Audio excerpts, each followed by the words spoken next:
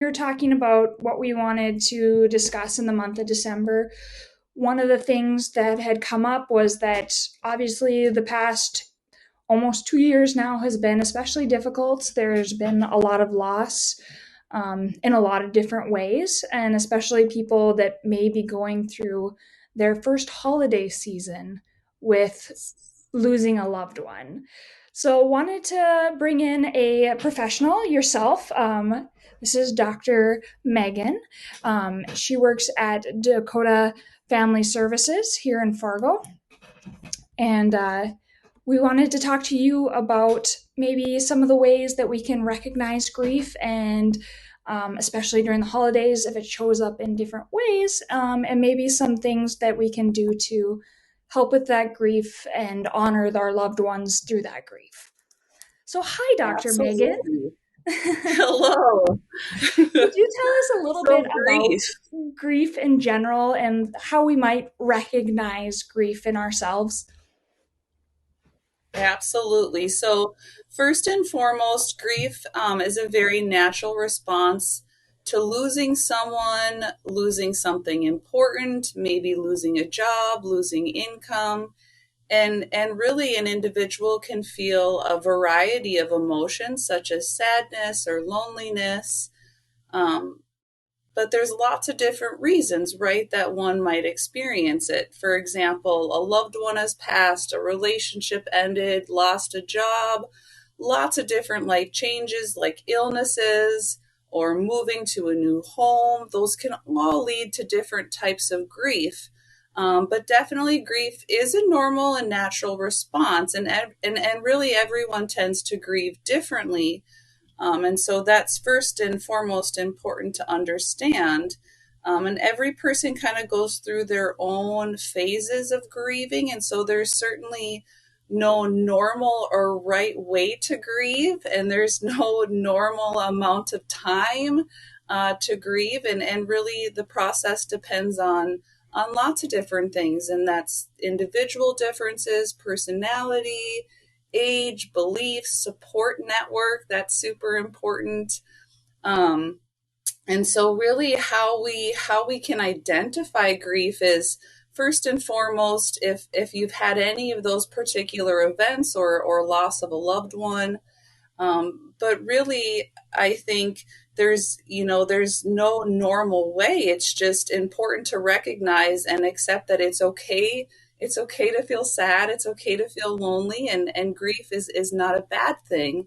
But most certainly, I think there are instances when grief can be a little bit more complicated, and some ways to recognize one, the difference between normal grief or kind of more complicated grief is if you're having trouble keeping up with normal routine, things like going to work or just cleaning the house or cooking. So really that change in kind of what's been normal, or really more significant feelings of depression. And so sadness and depression are two different things, and I won't get into real specifics, but depression tends to be far more long lasting and more severe in how that feels.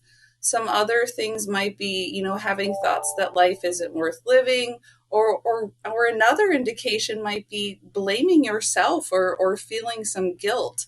So those are definitely some ways that we can recognize grief in general, but also when it becomes a little bit more significant.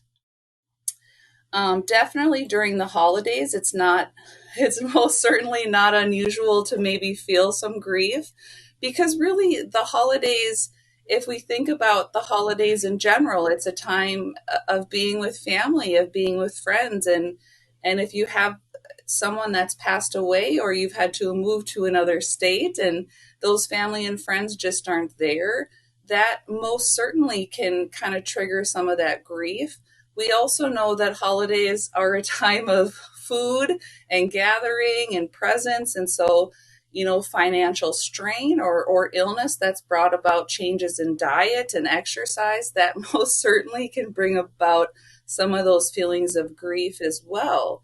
And so it's important to recognize, yes, that the holidays can trigger that in and of itself, just because of the reminders and what becomes associated with holidays. Absolutely. And I know some people might struggle with, like you had said, feeling guilty about things. Like if someone is feeling guilty about even going through the process of their holiday traditions or feeling guilty about enjoying the holiday without this person that might not be with us anymore, might not be a part of your life anymore, that relationship that's ended, what would you suggest to people that are feeling that guilt? Guilt comes in a lot of different ways, and I think just some things that can be helpful is talk about the death of that loved one, talk about those memories and those traditions that they were a part of. And maybe that means continuing those traditions, maybe that means creating new traditions so that you're honoring that individual in a way that might be different than before.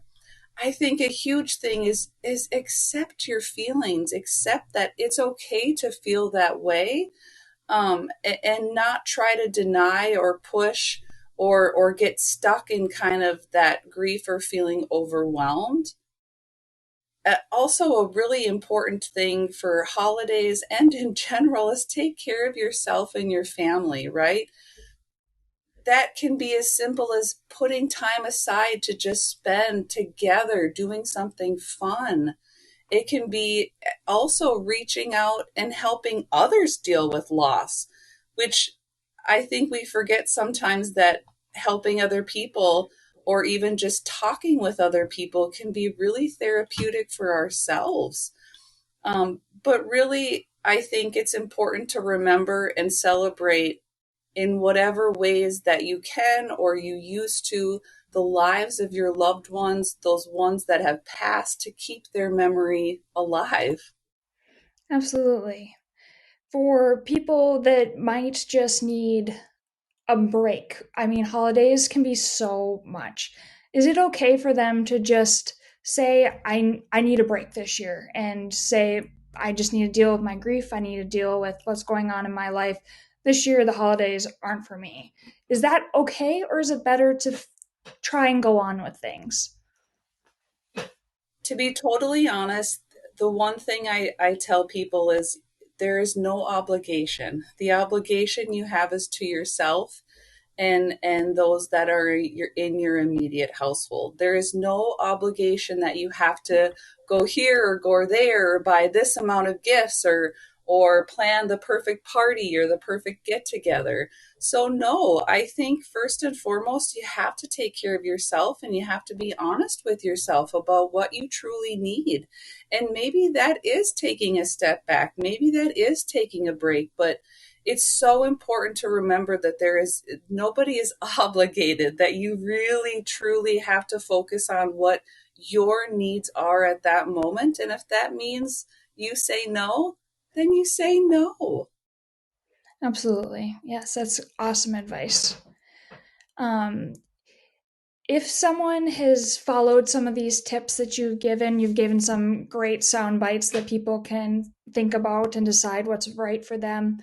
If they're following some of this advice and just feeling like they're really struggling, is there a certain point that they should recognize in their grief process that maybe I need to talk to somebody, maybe I need somebody to help me work through this part of my grief? Absolutely. And that truly goes back to when that grief or that sadness turns into more long term. That keeping up with normal routines, feeling that life isn't worth living, having that inability to stop blaming yourself or feeling guilty. And really, that means talking to a therapist, possibly having that therapist or psychologist help you explore your emotions and what those truly mean. It may mean learning new coping skills or ways to manage your grief. So absolutely reaching out to a therapist or a psychologist is such an important piece. If you are experiencing some more significant sadness, you're having some of those really troublesome thoughts, some other things that might be sort of a trigger to getting more help is when you're trying to numb your feelings with maybe food or alcohol, and you're trying to temporarily escape from whatever it is that you're feeling or going through in that moment, or for a prolonged period of time. Are there any resources that you would suggest to people? Honestly, I think sometimes for people it can be overwhelming to think, where do I start? Like, you say therapist, you say psychologist, well, where do I start? Primary care providers, but they are a good place to start, and typically the vast majority of people already have a relationship established with a primary care provider, and they most certainly are going to be able to direct you in a place where you might be able to see a therapist or a psychologist or make that referral. Another thing is the lovely tool of Google and online, just Googling therapists in our community, putting therapists in Fargo Moorhead. Most certainly Dakota Family Services, we have phenomenal counselors, therapists. There's myself, I'm a psychologist here. Otherwise, there are certainly other places within the Fargo Moorhead area and otherwise that have absolutely great therapists and options for someone to talk to. But I think first and foremost, if you're feeling overwhelmed, even by the idea of Googling or searching, reach out to your primary care provider. Awesome. Well, thank you, Dr. Megan Spencer, for taking a few minutes to speak with us and talk about grief, and especially grief during the holiday. She works for Dakota Family Services, and you can find out more about what they do here in Fargo on their website. So, thank you very much, Megan. Yep. Thanks for having me.